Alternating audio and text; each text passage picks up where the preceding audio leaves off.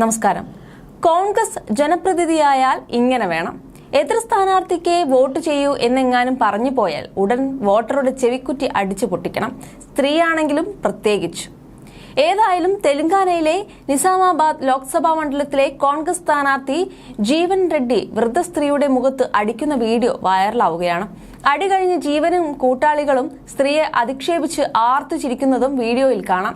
ഇതോടെ പ്രതിഷേധവും കനത്തു. ജീവൻ വോട്ട് ചോദിച്ചെത്തിയപ്പോൾ കഴിഞ്ഞ നിയമസഭാ തെരഞ്ഞെടുപ്പിൽ കോൺഗ്രസിന് വോട്ട് ചെയ്തെങ്കിലും പെൻഷൻ കിട്ടിയില്ലെന്ന് സ്ത്രീ പരാതിപ്പെട്ടു. നേതാവ് വാക്കുപാലിക്കാത്തതിനാൽ ഇത്തവണ വോട്ട് ചെയ്യില്ലെന്നും സ്ത്രീ പറഞ്ഞു. ഇതോടെ ക്ഷുഭിതനായ ജീവൻ ആ സ്ത്രീയുടെ മുഖത്തടിക്കുകയായിരുന്നുവെന്ന് പറയുന്നു.